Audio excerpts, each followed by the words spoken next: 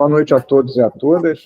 Hoje nós estamos aqui na nossa nona palestra, contando com a presença do Dr. Fabrício Gaspar Rodrigues, e que as apresentações serão dadas pela extensionista Camille. Camille? Olá, boa noite a todos, sejam muito bem-vindos. Eu sou a Camille Marinho, estudante de Direito, extensionista pela UF. Nós temos na nossa palestra o nosso mediador, professor Davi Augusto Fernandes. O professor Davi, ele é professor adjunto de Direito Processual Penal pela Universidade Federal Fluminense, atua no Departamento de Direito do Instituto de Ciências da Sociedade em Macaé, é pós-doutor em Democracia e Direitos Humanos pela Universidade de Coimbra, Portugal, mestre em Direito desde 2004, bacharel em Ciências Jurídicas e Sociais pela Universidade Federal do Rio de Janeiro, coordenador de monitoria do Departamento de Direito de Macaé, da UF, cadastrado no CNPq como líder de pesquisa, sendo que a mesma é direcionada ao direito processual penal, direitos fundamentais e direitos humanos. Integra o programa de pós-graduação em Direito na UF Macaé, parcerista em revistas especializadas. E vamos ao nosso convidado dessa noite, que é o doutor Fabrício Gaspar Rodrigues. O doutor Fabrício, ele é chefe da Procuradoria Municipal de Duque de Caxias, procurador efetivo no Instituto de Previdência dos Servidores Públicos do município de Duque de Caxias, atualmente no exercício do cargo de procurador-geral do município, advogado, professor, palestrante, pecuarista e autor dos livros Direito Ambiental Positivo, Direito Agrário, coleção de leis especiais para concursos, e o uso indevido da ação civil por ato de improbidade administrativa como instrumento anômalo de lawfare. Possui graduação de Direito pela Universidade Federal do Rio de Janeiro desde 2002 e especialização em Direito Ambiental Brasileiro pela PUC-Rio desde 2003, onde leciona Direito Agrário e Ambiental para o curso de pós-graduação em Direito Ambiental, especialização em Direito do Estado pela Universidade do Rio de Janeiro. Doutor Fabrício, por favor, com a palavra. Obrigado. Boa noite a todos os alunos. Quero cumprimentar e agradecer ao professor Davi pelo convite. Eu como egresso, né, do ensino público federal, eu fico muito feliz de poder estar aqui dividindo com aqueles que um dia, enfim, um dia eu estive no lugar de vocês como aluno de Universidade Federal, aluno de Direito de Universidade Federal, não da UF, mas da UFRJ, como eu fiquei sabendo, inclusive, agora que Davi deve ter sido meu veterano, né? Porque eu acho que se ficou mestre em 2004, provavelmente eu me formei em 2002, então a gente deve ter se esbarrado em algum momento. Mas eu quero reiterar o agradecimento ao professor Davi, mandar um abraço, que isso vai ficar gravado, ao meu querido colega de faculdade e de vida, Lúcio Fati, que também foi a pessoa que fez essa ponte para me entregar, para poder conversar com os amigos aqui hoje, e dizer que a gente está sempre aqui à disposição para dividir o máximo de experiências, um pouco de conhecimento que a gente tem e falar um pouquinho aí sobre aquilo que eu hoje faço, aquilo que eu hoje sou literalmente apaixonado, mas eu acho que eu queria destacar inicialmente, antes de entrar no roteiro aqui para a gente desenvolver algumas conversas, que a universidade, quando cria essa rotina de trazer profissionais do direito para falar para seus alunos, ela realmente faz uma diferença muito grande na vida daqueles que estão estudando, porque é muito comum, e isso é reiterado,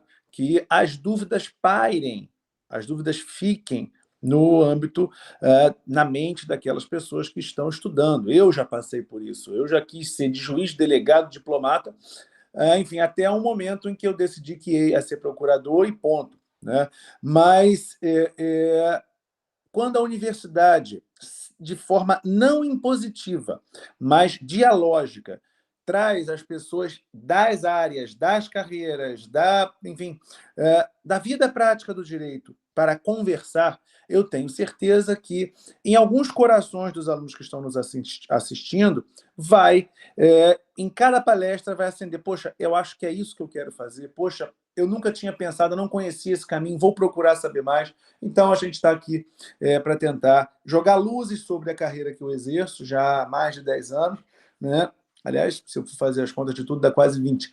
Né? E, enfim, trocar aí as experiências que forem necessárias. Quero também pedir desculpas a todos pela estrutura aqui e que, de vez em quando, eu vou ter que pegar. Eu pedi licença no início para pegar um lenço, mas eu não consegui porque está muito calor aqui na cidade onde eu moro e vocês estão vendo, a desculpa faltou luz. Então, eu estou fazendo essa palestra do meu celular com uma luz de emergência acesa e com uma toalha de rosto na mão, porque eu vou ter que me enxugar. De vez em quando a gente se empolga. E eu moro na Serra, né? Eu moro numa cidade chamada Guapimirim, que é aos pés da Serra de Teresópolis, eu moro no início da subida da Serra. Então, teve uma ventania muito grande, muito forte aqui, uma chuva torrencial, e certamente alguns cabos da Enel, essa excelente, para não dizer ao contrário, concessionária, vai até meia-noite, acredito eu, que não consiga ter luz. E o pior, eu tenho uma filha de 1 ano e meio, imagino que a bichinha não vai sofrer nesse calor até lá. Então, fica aqui as minhas desculpas por ter que, de vez em quando, me secar e também por não estar de gravata, porque eu acho que a importância de vocês merecia que eu estivesse melhor vestido, mas eu não vou aguentar fechar o meu pescoço nesse escuro todo. Meus amigos, dando início, então, ao que nós viemos aqui conversar, eu tenho a gratíssima missão de trocar experiências sobre a minha carreira, né, sobre a minha atividade, sobre aquilo que eu desenvolvo no meu dia a dia profissional. E eu devo ressaltar que é aquilo que eu desenvolvo com mais afinco, com mais dedicação, tanto de tempo quanto de raciocínio. Por que isso? Porque, como vocês viram na leitura do meu currículo Lattes, na leitura da minha apresentação, e esse é o texto de abertura lá do meu currículo Lattes, eu exerço uma série de atividades paralelas. Né? Eu sou advogado, possuo um escritório, enfim, que tem 2 filiais, uma no Rio e no Duque de Caxias. Eu sou escritor, minha dissertação de mestrado, inclusive, virou esse último livro com esse nome grande, né, que a Camille fez a leitura. Sou também professor, palestro em vários lugares, trabalho na área agrária como pecuarista de fato, mas hoje, atualmente, é a Procuradoria-Geral do município de Duque de Caxias, município onde eu nasci, município onde eu cresci, município onde eu morei muitos anos, moro agora em Guapimirim, por uma questão de opção de qualidade de vida para minhas filhas mais novas. Mas é um município onde a minha carreira se desenvolveu. Eu costumo brincar que eu só saí de Caxias para estudar, tanto para fazer na época era primeiro grau e segundo grau, agora é ensino básico, ensino médio, né? Quanto para fazer a faculdade de Direito e as minhas especializações, o mestrado também não tinha essa disponibilidade lá. E aí, enfim, Duque de Caxias é a minha cidade e algo interessante. Minha área de atividade, vamos assim responder primeiro, eu sou procurador municipal. Eu sou procurador, hoje estou procurador-geral do município de Duque de Caxias, ou chefe da Procuradoria-Geral do município, mas o nome correto, o nome técnico é procurador-geral. Mas eu queria antes dizer o que faz um procurador municipal, o que eu faço, quem sou eu no universo jurídico. Né? Certamente vocês já sabem que todos têm direito à defesa. Né? Todos aqueles que, enfim, de alguma forma interagem em sociedade e que podem vir a ser questionados, podem vir a ser processados, devem ter o seu direito à ampla defesa garantido e defesa técnica, inclusive. A Constituição, inclusive, garante isso. Isso não é diferente para os entes públicos, eu digo o Estado, a União, o município, que é o meu caso. Né? O município, quando um guarda municipal pega uma viatura da Guarda Municipal. E, infelizmente, ele está fazendo um deslocamento entre pontos, mas ele bate no carro de terceiros e ele é o culpado. O município responde de forma objetiva, ou seja, sem discussões acerca do elemento subjetivo, mas o município responde pelos danos que esse agente municipal causou ao patrimônio de terceiro.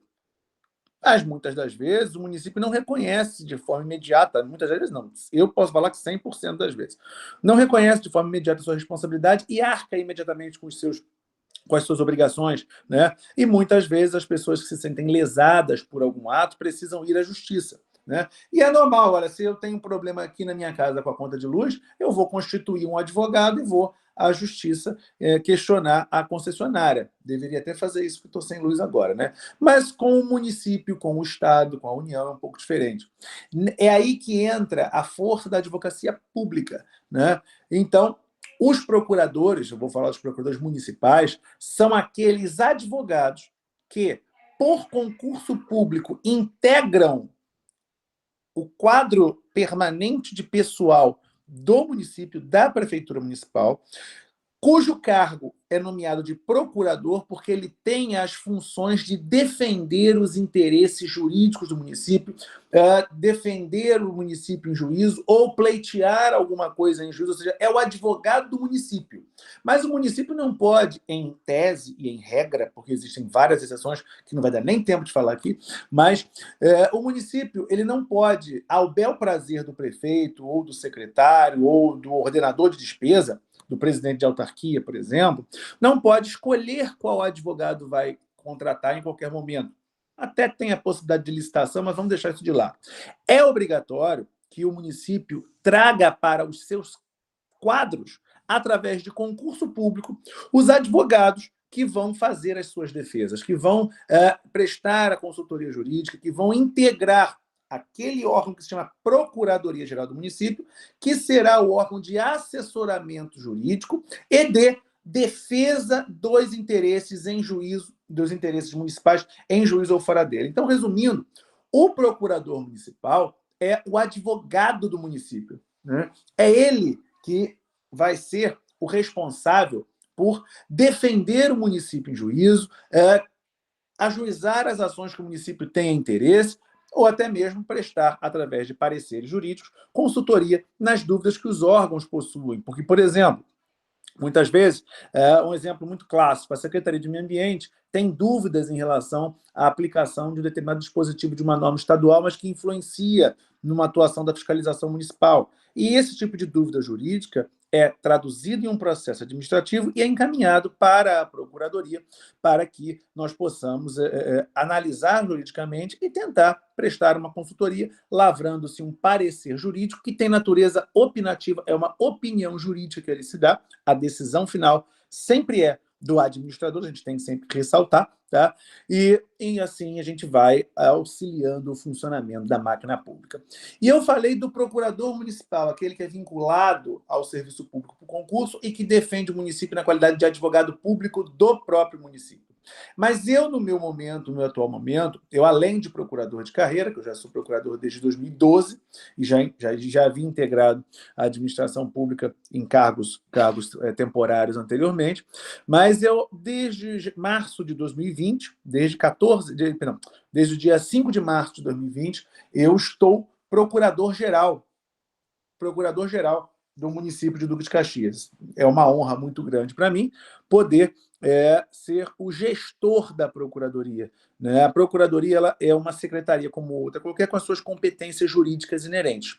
E o chefe desta secretaria, o chefe da Procuradoria, chama-se Procurador-Geral. Então, ele tem funções acima dos procuradores do município, que é organizar, gerir, compor e, obviamente, né, titularizar a pasta da Procuradoria-Geral, da Procuradoria Jurídica do município. Ou seja, sou eu, no caso, né, como Procurador-Geral, que sou o responsável pelas decisões jurídicas, pelos caminhos jurídicos, pela revisão de todas as atuações dos demais procuradores, dos demais assessores, dos estagiários, para vocês terem uma ideia da grandeza, do tamanho da responsabilidade. Né?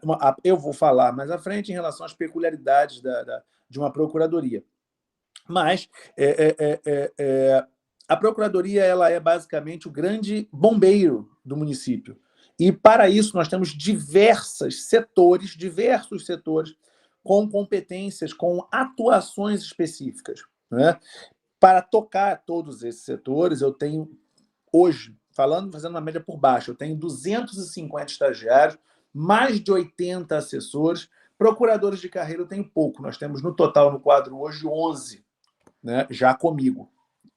Mas, enfim, nós temos muitos assessores, coordenadores, diretores, o PROCON da nossa cidade é também vinculado à Procuradoria. Enfim, basicamente, a minha função como procurador-geral é administrar, né, toda essa responsabilidade, toda essa equipe jurídica, garantindo que as respostas serão dadas, os processos andarão, e, principalmente, que nenhum prazo será perdido durante, enfim, ao longo da defesa do município, né? Muito bem. Quais seriam as peculiaridades de atuar numa procuradoria do município? Primeiro, que você trabalha com direito público municipal. Então, para você entender o que você vai conversar, o que você vai trabalhar, o que você vai ter que se debruçar, nós temos que lembrar das competências do município, né? Então, o município é um órgão, um ente federativo autônomo, que possui autocomposição, autolegislação, orçamento próprio, enfim, ele tem as suas competências próprias, está lá, né, no artigo 30. O artigo 24 traz algumas competências comuns entre Estado, União e municípios. O artigo 30 traz a questão do interesse local, da legislação de interesse local, suplementar a legislação, mas é muito importante trazer que os municípios eles são os entes federativos, as estruturas de poder mais próximas do cidadão. Então, questões como mobilidade urbana, trânsito, estacionamento, questões cemiteriais, em alguns municípios, saneamento básico, em outros não. Enfim, uma série de serviços são prestados de saúde, educação, né? Uma série de serviços são prestados diretamente pelo município à sua população, aos seus jurisdicionados, aos seus cidadãos. E toda vez que você abre o leque de responsabilidade do município, você acaba trazendo para si a responsabilidade, a peculiaridade de ter que entender sobre aquilo. Então, hoje, lá, nós temos uma procuradoria que atua em todas as áreas que o município demanda atuação. A nível processual, eu tenho lá uma série de coordenadorias que trabalham com processos de competência específica. Por exemplo, não, vou falar uma por uma. A coordenadoria de loteamento e uso do solo. A coordenadoria de loteamento e uso do solo é composta por procuradores que são responsáveis por analisar todas as questões referentes à divisão do solo, literalmente, a aprovação de loteamentos, a questões vinculadas ao exercício do poder de polícia no que tange ao fracionamento, ocupação e melhor utilização do solo, mas também ela é responsável por analisar os processos de desapropriação. Quando o município resolve desapropriar alguém para fins de interesse social ou de utilidade pública, é a coordenadoria de loteamento e uso do solo que trabalha nesses processos de desapropriação, que precisa ajuizar o processo de desapropriação, precisa conferir se o processo administrativo que o urbanismo trouxe ele atinge todos os requisitos legais para o seu ajuizamento. Enfim, é basicamente uma competência muito própria, uma peculiaridade muito própria. É muito raro você ter em escritórios de advocacia triviais processos de desapropriação, salvo os especializados. Mas numa procuradoria, a gente vê isso todo santo dia. Outra questão que é muito comum, o município ele demanda receita para custear os seus serviços. E nós sabemos que, para além da crise econômica, ninguém gosta de pagar imposto, né? Existe, não sei qual o período dos alunos que estamos aqui, mas os tributos que não são pagos, eles são obrigatórios, isso tanto a nível federal, quanto estadual, quanto municipal, tá, gente?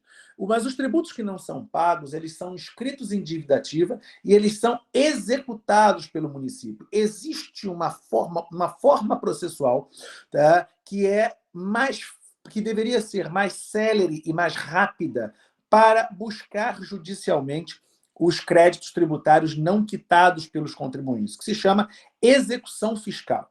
É uma forma diferente de se executar um débito. Quando a pessoa possui um débito com o município, esse débito tem a presunção de liquidez e certeza, ele é inscrito em dívida ativa, lavra-se uma certidão de dívida ativa, e aquela certidão é levada ao Poder Judiciário, que vai dispensar a fase de conhecimento prévio, não vai discutir se aquela pessoa deve ou não aquele tributo. Já vai iniciar os procedimentos executórios. É óbvio que a pessoa pode se defender através de embargos à execução fiscal, dizendo que aquele tributo não é devido. E o próprio procurador municipal é que também vai ter que fazer a defesa do município nos embargos. Mas o procurador municipal também é o que lavra a inscrição do contribuinte na dívida ativa e que ajuiza o processo à execução fiscal para que aquele crédito possa retornar aos cofres municipais, possa ingressar, na realidade, nos cofres municipais e ser destinado às competências que são inerentes ao município.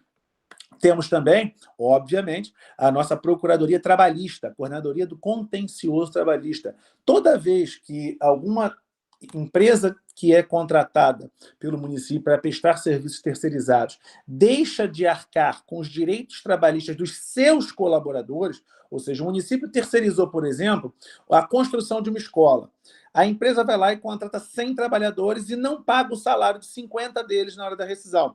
Quando esses trabalhadores forem à justiça, eles vão processar tanto a empresa que os contratou, quanto o município que era o tomador da obra. E caberá ao procurador municipal fazer a defesa do município buscando afastar a responsabilidade do município nessa área. Temos também a Coordenadoria do Contencioso Civil. Essa, meus amigos, é a que eu juro que eu tenho mais pena de todos os assessores, procuradores e do próprio diretor dela, porque hoje tudo é discutido, né? E tudo é judicializado. Desde a ausência de uma vaga na creche, desde a ausência de um remédio, desde um laudo médico discutido, passando por erros médicos, enterros fora do município. Então, a Coordenadoria do Contencioso Civil é que tem a responsabilidade de defender o município de todas as ações de responsabilidade civil, de todas as ações que questionam vagas em educação ou problemas que aconteceram no âmbito das escolas, a questão de fornecimento de remédios, vagas para internação, erro médico, tudo isso é responsabilidade da minha Coordenadoria do Contencioso Civil. E, por último, nós temos a Coordenadoria de Pessoal Estatutário, que é a que lida com os servidores. Toda vez que um servidor entende que ele teve algum prejuízo ou na sua remuneração ou na sua lotação, ele também pode ajuizar uma ação e é o procurador do município que vai proceder à defesa através, no caso, da nossa procuradoria, da Coordenadoria de Pessoal Estatutário, que vai, enfim, buscar lá se aquilo está correto ou não e vai levar a juízo as razões que o município teve para tomar as atitudes que estão sendo impugnadas e questionadas. Então, são várias peculiaridades, são várias situações que você não encontra no dia a dia de qualquer advocacia. E a peculiaridade máxima que eu queria dizer a vocês. Se estivesse aqui o procurador de Macaé conversando com vocês, se estivesse aqui o procurador de São João de Meriti, ele teria uma estrutura parecida, porém não igual. Por que eu quero dizer? A grande peculiaridade de Procuradoria Municipal é que cada município tem a sua realidade. Cada município tem a sua rotina e muda de município a município. Existe um fio condutor.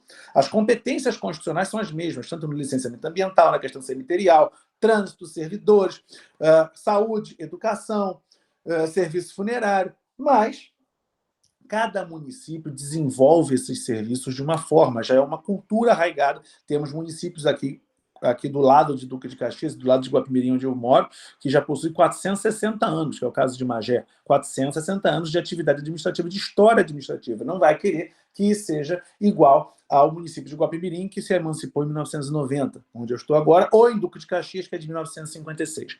Então, a grande peculiaridade das procuradorias municipais é que elas possuem uma linha mestra que é ligada, que gera a responsabilidade da sua atuação, que é vinculada às competências municipais, que estão lá na Constituição.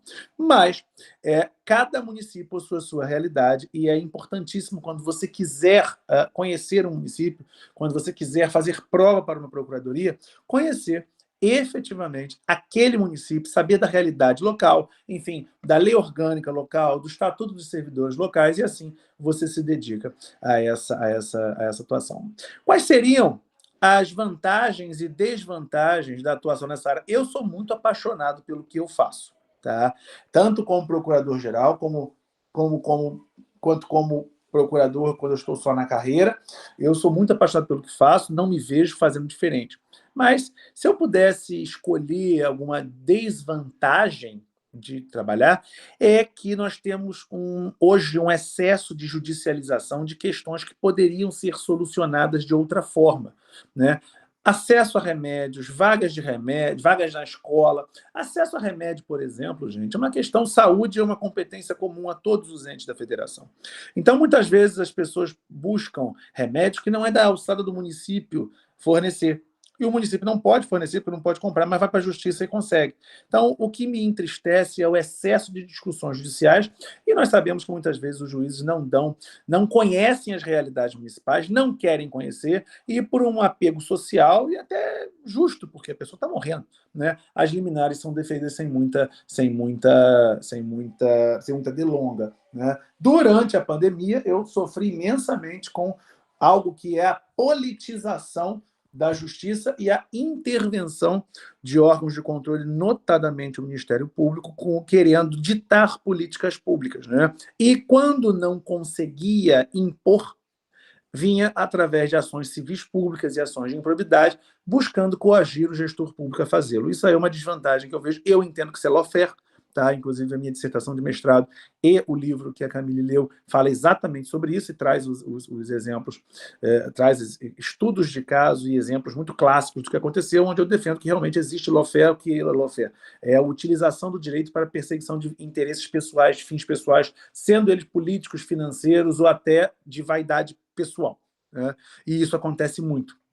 Qual é uma grande vantagem, ou quais as vantagens que você tem no que tange a ser procurador municipal? Você está no dia a dia da população, você está ali auxiliando a prefeitura a ser mais eficaz, a ser mais efetiva e a prestar o serviço que as pessoas precisam, né? Eu me lembro que o meu primeiro ato como procurador-geral foi lavrar o parecer autorizando a desapropriação do prédio de a desapropriação amigável, tá? Que fique claro, do prédio de uma casa de saúde desativada lá de Duque de Caxias, Casa de Saúde São José. Faço um parênteses para dizer, eu nasci nesta casa de saúde, então vejo a emoção que eu tive em assinar a desapropriação, porque ela já estava fechada há muitos anos, e aí o então prefeito resolveu desapropriar para instalar ali um hospital do coração. Só que com 5 dias entrou a pandemia da Covid, instalou-se a pandemia da Covid. E aí nós transformamos aquele hospital, aquele prédio, no hospital de combate ao coronavírus, que da Baixada Fluminense, Hospital São José, Hospital Municipal São José. Então, a vantagem de você ver o resultado muito próximo, né, daquilo que você faz é muito bom. E uma outra vantagem também é a possibilidade que eu tenho de exercer a advocacia. Como eu falei, eu sou apaixonado pela minha profissão e eu só não posso advogar contra a fazenda pública que me remunera, que no caso é o município de Duque de Caxias, mas eu posso advogar em várias outras causas, né? Salvo no período que eu estou como procurador-geral. Não posso ser incompatível. Mas enquanto procurador de carreira, eu posso manter a minha atividade pública, defendendo o município, recebendo meu salário por isso, vinculado à Procuradoria-Geral do município, e também ser advogado privado, enfim, ter escritório, participar das decisões do escritório, criar teses na área privada. Então, isso é muito interessante, né? Bem, um dos pontos que me foi pedido que falasse foi levantar as questões vinculadas ao prejuízo à saúde dos profissionais, como o estresse em decorrência da atividade laboral. Isso é muito real. Muito real. Bem, atividades jurídicas, elas são atividades vinculadas à pressão, a prazo, a cobrança de resultados, né? Não preciso dizer nada, durante a Covid o prefeito me ligava 24 vezes por dia, 24 horas por dia, 7 dias por semana, questionando as ações que eram ajuizadas, questionando o que ele podia fazer, se ele podia liberar o uso de máscara, se ele não podia, se ele determinava o fechamento do comércio, não determinava. E a Procuradoria, quando não atua consultivamente, ou seja, emitindo pareceres, a Procuradoria, ela, na realidade, ela leva os questionamentos, leva os interesses, leva as situações ao judiciário, e é o judiciário que decide, no tempo deles e com a interpretação deles. E direito municipal, ou questões inerentes ao direito municipal, como licitações, estatuto de servidores, divisão do SUS. O juiz não faz prova estudando. A prova para a magistratura não cai isso. Então, os juízes normalmente desconhecem. E aí vão trazer, às vezes, decisões mais mirabolantes ou até mesmo ilegais. E isso tudo cai na nossa cabeça. Nós temos que, de alguma forma, tentar desconstituir instâncias superiores. Então, o estresse é muito comum. Por exemplo, são 7h40. Se eu ligar agora para a Coordenadoria do Contencioso Civil, eu tenho certeza que o diretor está lá ainda, porque nós temos que ajuizar uma ação amanhã em relação ao repasse de um valor de um convênio para a segurança pública que a Caixa Econômica não está querendo repassar. Então, nós temos que ajuizar amanhã uma ação na Justiça Federal, e ele deve estar lá agora finalizando o texto. Aliás, daqui a pouco ele vai me mandar, talvez até por aqui mesmo eu já faça a revisão e mande para ele. Então, existe sim, tá, um problema muito sério em relação à pressão, à cobrança por resultados, e principalmente pelo fato de não estar na nossa responsabilidade o resultado final. A Secretaria de Obras, quando ela é incumbida de construir um prédio, está na mão dela, botar os peões lá, levantar a laje e fazer a escola. No nosso caso, não.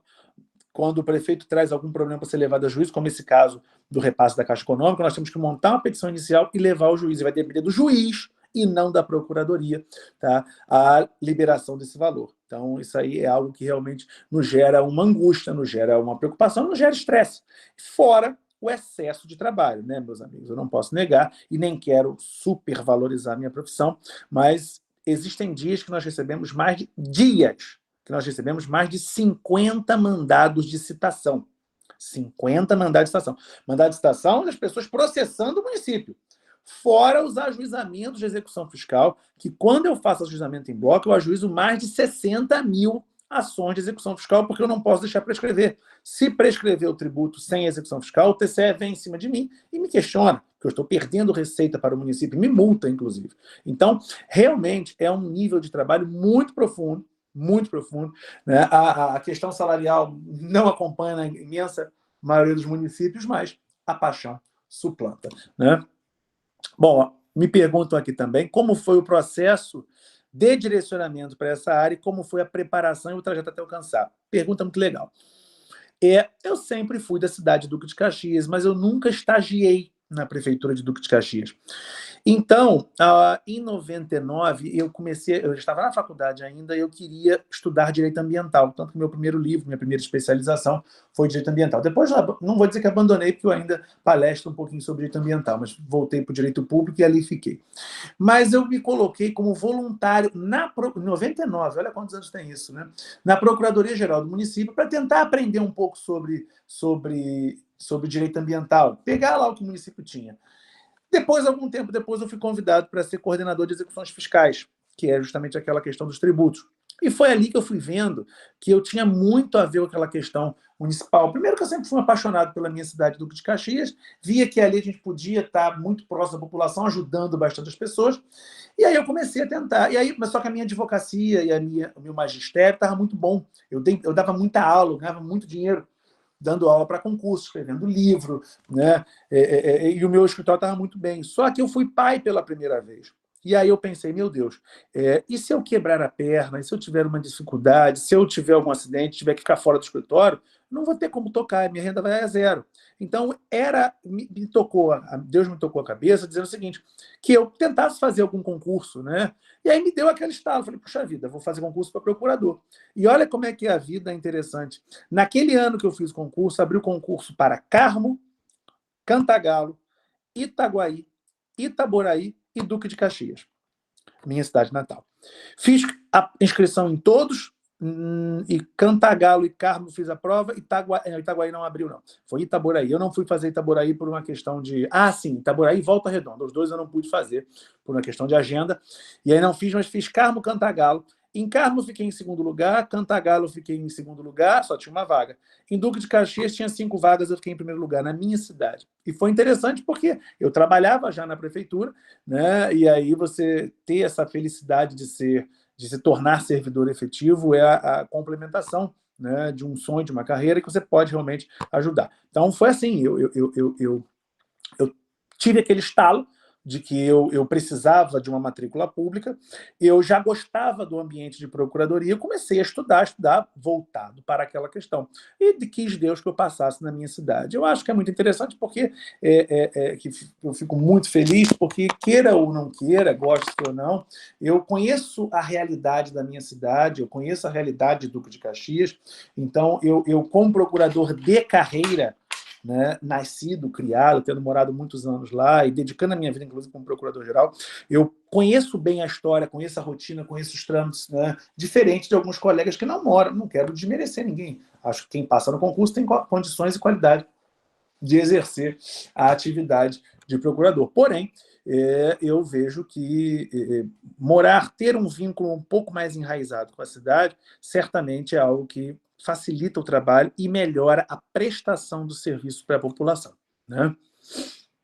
Bom, como é que para alcançar o meu objetivo profissional, qual foi a metodologia? Meus amigos, muito estudo, muita dedicação, muito estudo, mas também muito envolvimento direto com a prática, muita prática. Nunca deixei de ler decisões judiciais, de ler sentenças, acórdãos, estudei muitas doutrinas específicas daquilo que poderia cair nas minhas provas, e assim eu consegui. Óbvio, na minha prova para procurador de Caxias, caiu também conhecimentos gerais. E conhecimentos gerais de Duque de Caxias, para quem é nascido e criado, sou eu, né? Até o nome do primeiro prefeito eu sabia, né? Então, enfim, isso de alguma forma facilitou. Quanto tempo foi necessário para atingir? Então, quanto tempo eu levei para me tornar procurador? A primeira prova de concurso que eu fiz e quase passei, bati na trave, foi em 2006. Eu me lembro que minha filha era muito novinha, a minha filha mais velha, era muito novinha, para a Procuradoria do Estado. Fui para a segunda fase, mas não logrei êxito. Dali eu me dediquei à advocacia, fui vencendo, a magistério, fui vencendo, mas foi só em 2011. Foi em 2011 que eu dei aquele estalo na minha cabeça, eu preciso de um concurso. E aí eu peguei firme, estudei e me tornei procurador. Então levou aí, brincando, uns 5 anos, não apenas de preparação, vamos dizer que a reta final, os últimos 4 a 6 meses, foram de estudo muito pesado. Ao longo dos anos anteriores, eu não fiz muitos concursos, não fiz concurso basicamente nenhum, né? Mas, assim, mantinha sempre uma rotina de estudos, porque a advocacia demanda uma grande atualização, né? Muito bem.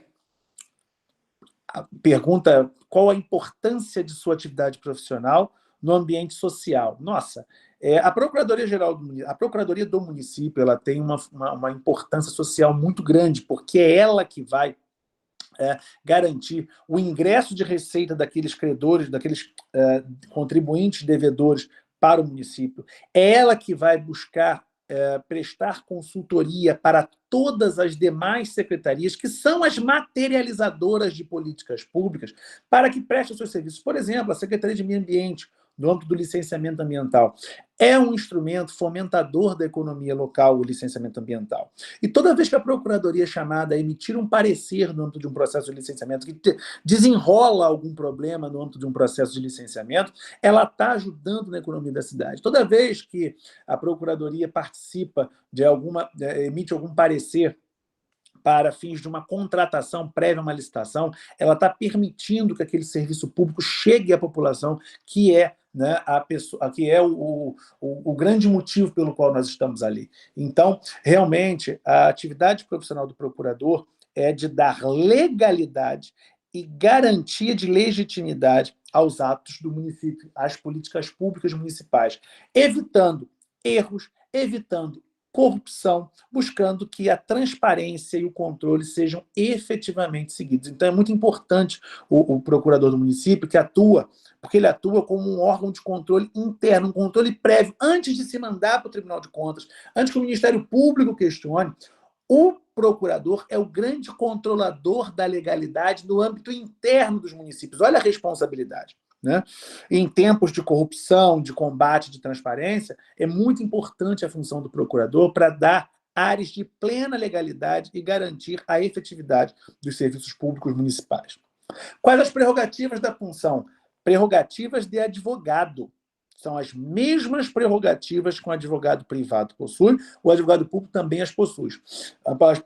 Liberdade de pensamento, liberdade, autonomia da sua vontade, óbvio, tem que ter a sua responsabilidade, mas as prerrogativas que inundam a carreira da advocacia, elas valem tanto para a advocacia privada quanto a advocacia pública. E há um detalhe que eu preciso chamar a atenção. O advogado público não se submete a controle de ponto. Nós não assinamos ponto. Tá? Isso é uma prerrogativa, inclusive, sumulada pelo Conselho Federal da OAB. Então, advogado público não assina ponto. Né? Atualização contínua. Né? Na sua atividade existe necessidade de atualização contínua. Essa atualização é proporcionada pelo órgão do qual faz parte? Em Duque de Caxias, não. Eu, como procurador-geral, eu tenho, inclusive, de tempos em tempos, eu contrato alguns cursos e disponibilizo aos meus servidores para que eles se atualizem, mas isso não é contínuo, não é, e depende muito do orçamento municipal. O que eu sempre recomendo às pessoas é que busquem tanto no Senado Federal, tem a Escola do Legislativo, quanto no Tribunal de Contas do Estado, tem a Escola de Contas e Gestão, com excelentes cursos sobre licitações, contratos, contabilidade pública, tudo que envolve o nosso trabalho, orçamento, tributos. Então, eu sempre oriento, né, que os nossos servidores procedam à sua matrícula e façam esses cursos, que são cursos muito bons, certificados. Hoje, inclusive, nós tivemos lá em Duque de Caxias, eu estava presente, na parte da manhã, o evento TCE presente, Tribunal de Contas do Estado presente na cidade, onde há uma interlocução, onde se passam palestras, informações sobre controle externo. Né? Então, basicamente, hoje o meu órgão ele não tem um trabalho contínuo de atualização. Mas eu, enquanto procurador-geral, sempre busco, de alguma forma, ajudar os colegas a se atualizarem. Né? Bom, pergunta interessante aqui também. O momento de realização profissional se materializa em que momento? Olha, eu digo para você que toda vez que eu assino uma petição inicial, que eu concordo com aquela tese, para mim, aquilo é o ápice da minha advocacia pública. 20 dias atrás, eu estava em Brasília, despachando no STF com o gabinete do ministro Cristiano Zanin, sobre uma liminar que ele deu numa reclamação que diminuiu a arrecadação do município em mais de 60 milhões de janeiro até aqui. Né? E foi uma tarde maravilhosa, onde sabendo que o município de Duque de Caxias tem um bom direito, e discutindo com a juíza instrutora do gabinete do ministro do STF, aquela questão, e ela concordando comigo. Ainda pude ter o prazer de dar para ela e para o ministro um exemplar do meu livro. Aí realmente é o ápice da felicidade. Mas toda vez que sai uma decisão judicial, eu não vou mentir, né, gente? A gente também vive de resultados. Tem cobrança pelos resultados quando eles vêm. Toda vez que sai uma decisão judicial positiva e eu ligo para o prefeito, ganhamos. É assim, algo que ganha minha noite. Eu não consigo nem dormir de tão feliz. Então, quando a gente tem resultados positivos, quando a gente tem boas peças jurídicas, ou quando tem boas discussões jurídicas com os magistrados, são os momentos em que a minha realização profissional está mantida, está garantida e está se repetindo e me dando mais força para continuar, porque eu tenho 44 anos e eu pretendo trabalhar até 75. Né? Então, eu vou sair na expulsória, se Deus assim permitir. Então, eu quero que a cada dia os meus momentos felizes me renovem a energia para continuar sendo procurador. Né? E, meus amigos, eu acho que, basicamente, eu não sei se falei muito ou se falei pouco, mas eu fechei aqui todos os itens que nós queríamos passar. Né? Eu queria só ressaltar que uma procuradoria não é um órgão exclusivamente de defesa judicial. Ele presta consultoria e auxílio a todas as secretarias municipais, a todos os órgãos municipais, para que eles possam materializar suas políticas públicas. Né? Ou seja, se a Secretaria de Urbanismo tem dúvida em relação a um determinado loteamento, a um determinado arruamento, ao abairramento de uma certa localidade, ou de um choque de entendimentos entre o plano diretor da cidade, a lei de zoneamento e o código urbanístico local, é a Procuradoria que vai dirimir essa dúvida para que a política urbana seja melhor atualizada. Quando o município precisa fazer uma contratação, é através da Procuradoria, no meu caso lá, da Subprocuradoria de Termos e Contratos, que são realizadas as análises dos editais de licitação para controlar, para saber que tudo ficou ali dentro da lei, na legalidade, tudo certinho, para poder botar na rua e contratar o melhor preço, o menor preço e o melhor serviço, né, ou o melhor produto para a administração pública, né? Quando, enfim, as secretarias de obras têm dificuldades em relação às suas construções, aos seus serviços, é a Procuradoria que dirime essas dúvidas, que libera, que, enfim, opina no sentido de se prosseguir ou não com determinadas intervenções, com determinadas obras, que seja lá. Então, a grande questão é que a Procuradoria hoje é um órgão, qualquer Procuradoria de município é um órgão onipresente no âmbito de uma prefeitura. Tá? É o coração, é ela que joga o sangue do direito para que possa ter vida todos os demais órgãos, tá, da prefeitura. A Procuradoria, então, se eu pudesse finalizar, eu diria que toda e qualquer Procuradoria pública, Procuradoria municipal, tá, e estadual também, ela é o coração de qualquer prefeitura, é o coração de qualquer governadoria de estado. É por ali que vai passar a vida jurídica e legal de todos os administradores, de todos os gestores, de todos os secretários, do prefeito e também de todos os servidores, porque os direitos dos servidores, quando questionados, também serão inicialmente dirimidos ou defendidos pela Procuradoria do município. Meus amigos, então acho que eu encerrei as colocações que eu tinha a falar. Eu queria devolver a palavra para administrar a organização e me colocar aberto às perguntas que se fizerem necessárias. Doutor Fabrício, agradecendo, né? Mas o Calegari também deve falar disso. A paixão, eu sempre converso nas palestras, que um dos atributos para um trabalho bem feito é a dedicação, é a paixão pelo que você está fazendo. Porque se você não tiver essa aderência com a sua atividade laboral, ela não caminha. É verdade. Tem como fluir de acordo com a determinação. Eu fui, quase toda a minha vida, funcionário público. Eu sempre falava lá para o pessoal que trabalhava comigo, vocês são pagos para atender bem. Exatamente. Pagos portas abertas sempre. E às vezes chamava um ou outro e falava assim, você não pode agir dessa forma. Você vai para a corregedoria responder um procedimento administrativo por falta de urbanidade. Aí ficava todo mundo de olho arregalado. Mas que isso, chefe? Não é que é isso, chefe. Você tem que atender todo mundo bem, porque tu é pago para isso. E pago por eles. E pago por eles, tu não pode destratar a pessoa que vem aqui. Aí ficava todo mundo olhando, mas é uma realidade. Em toda atividade, e mais essencialmente de quem é servidor público, de uma forma geral, a gente tem a obrigação de atender bem o público.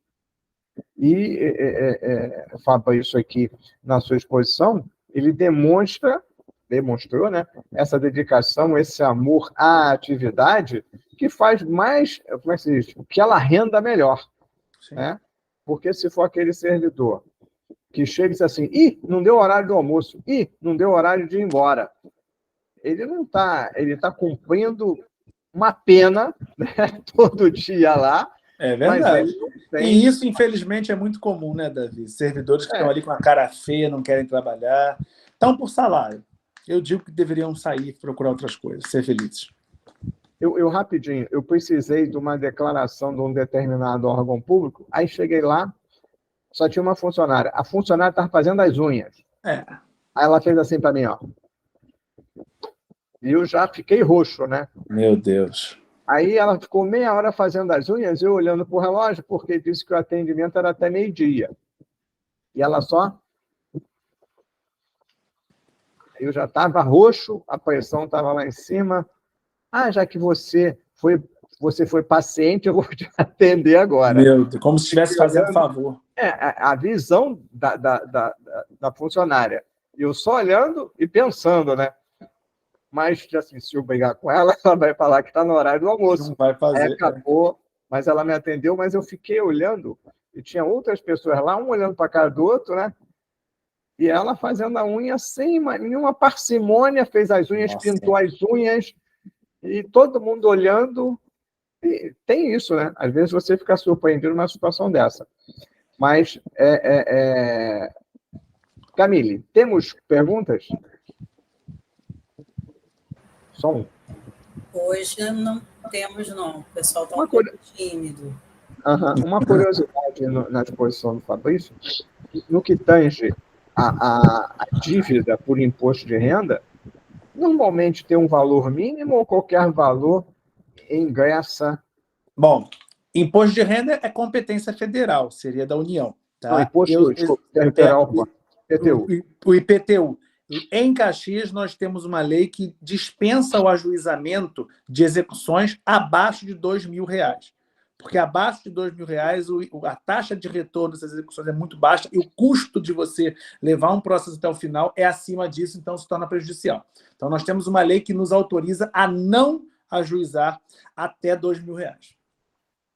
Não, certo. É que eu já tive, uma vez eu fazendo uma pesquisa sobre uma ação indenizatória em face dos servidores públicos, aí eu fui na Procuradoria do Estado e nem essa ação eu achei.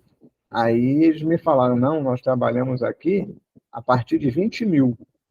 Aí eu, ei? Caramba, alto, Aí eu, né? fiquei olhando, mas depois eu consultei, quem entrou com a ação foi o próprio Ministério Público, não foi a Procuradoria do Estado, porque era um crime, né? E os funcionários foram responsabilizados, a família acionou o Estado, e eles entraram em ação de regresso quando o Ministério Público fez ação civil pública com fins de regresso. Em cima dessa. Então, por isso eu queria colocar esse aspecto de um valor mínimo para que possa entrar com a ação. Calegari, meu amigo. Diga, Davi. Alguma indagação? Eu acho que, como o doutor Fabrício ele já ia dialogando com um pouco socrático, já as perguntas e as respostas ali, né? Então, fechou bem, com bastante densidade, os tópicos. Uma coisa, dentre tantas coisas interessantes, que eu acho que o procurador ele se debate com a distorção do sistema federativo, né?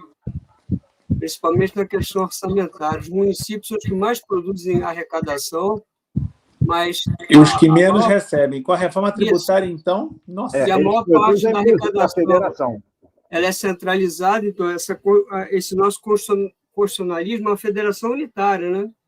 Ela acaba sendo unitária. Semana que vem, inclusive, vai ter encontros de prefeitos em Brasília e a discussão é justamente essa, a perda de receita que os municípios vêm tendo, né? Já do ano passado, com aquele corte do ICMS que Bolsonaro fez, com essa nova reforma tributária. Enfim, o Pacto Federativo hoje ele só existe na Constituição, só somos autônomos na Constituição, que hoje, se acabarem os repasses, 90% dos municípios vão quebrar. E eu falei com o prefeito hoje, eu acredito que nos próximos 10 anos nós vamos ter discussões acerca de extinção de municípios, que muitos municípios não vão ter viabilidade de continuar. Esse é um debate político profundo. Se a gente pegar, por exemplo, municípios da historicidade, por exemplo, de Duque de Caxias, que é um município longevo, de grande densidade populacional, é uma realidade muito diferente de municípios que foram criados após a Constituição, né, até mesmo sem condições de serem municípios. Mas o grande entrave aí, principalmente para a Procuradoria do Município, é que ele está entre um dilema do expansionismo das necessidades sociais, que é a ideia do não retrocesso da progressão social, com a questão da reserva do possível, né? Como tornar uma aspiração legítima, popular, de ascensão social, de acesso a benefícios materiais, porque o direito, como retórica, ele não tem finalidade nenhuma, né? Assim como a filosofia sem aplicação prática. Quando você normatiza alguma coisa, você gera uma expectativa para o cidadão que, se ela não for cumprida, gera ressentimento. Gera ressentimento com a classe política, com os administradores públicos, e é uma centelha para o autoritarismo e para golpe de Estado. É verdade. Porque essa frustração de expectativa. Agora, é preciso entender, e aí o nosso problema do nosso regime federativo é que as normas jurídicas que atuam no município, de forma imperativa, quase a maioria esmagadora é federal. E estaduais, mas esmagadoramente federais. E os magistrados federais e estaduais quase não residem nas comarcas. Não, 90% não resiste.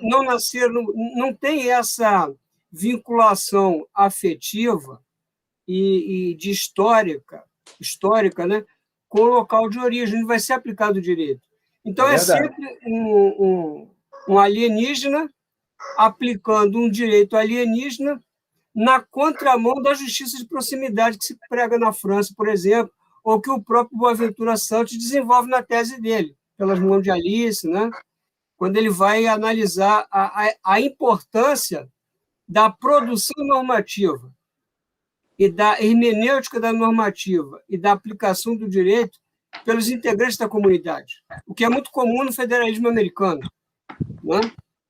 A base do federalismo americano são as comunidades, a regência com pouca interferência federal.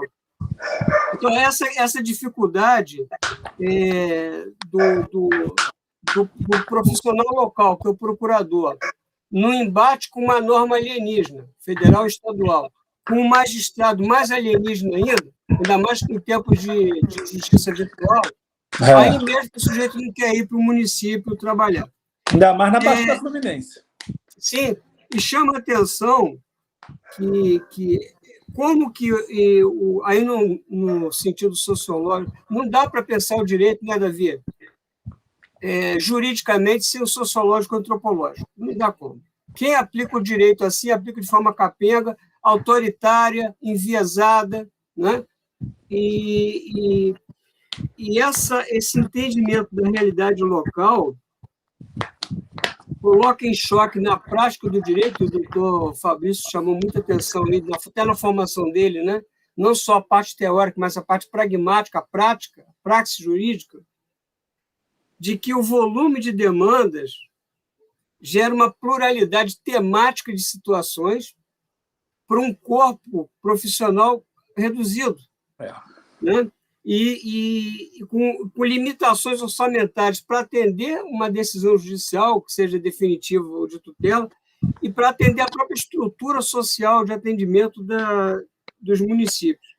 Mas, acima de tudo, e com todas essas dificuldades, quando colocou aí a questão hoje para o jovem, nem todo o que está acontecendo no Brasil, Davi e Fabrício, em razão do desemprego, a faculdade de Direito está se transformando numa fábrica de juízes, de gente ansiando com essa ansiedade. Ou um sonho e, às vezes, uma fantasia de que as melhores carreiras é Ministério Público, juiz e tal. E há um movimento migratório no país perverso. As pessoas se deslocam da sua cidade, onde tem afetividade, para trabalhar em estados que não têm afetividade nenhuma. É verdade.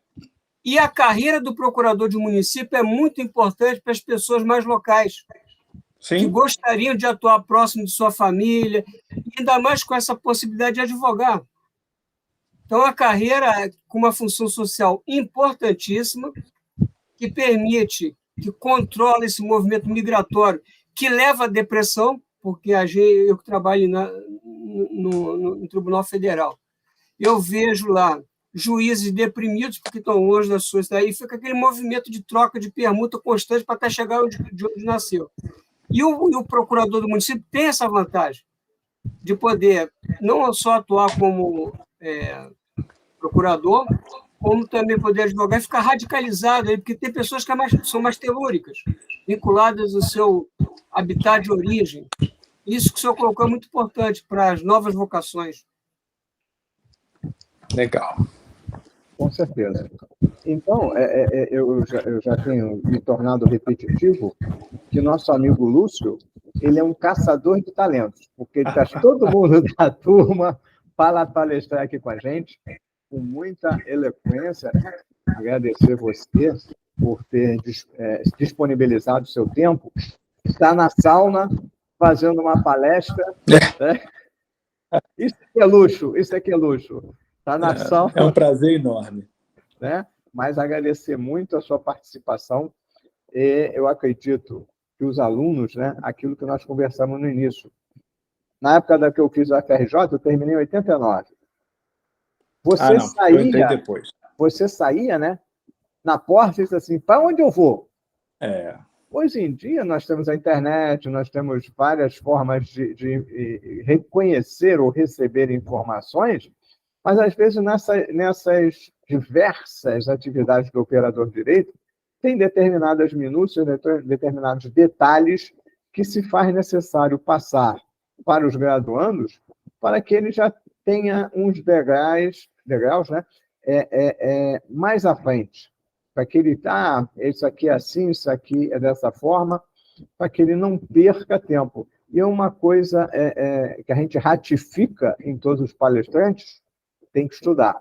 E eu repito uma frase de um conhecido meu, o Ângelo Gleoschi, que ele falava: estude até passar. E depois estude mais, porque você está na área do direito. Que é uma continuidade, né? A gente vê leis e leis toda hora, decisões dos tribunais superiores que você fica olhando, eu comento em sala de aula, esse negócio aí não faz sentido, mas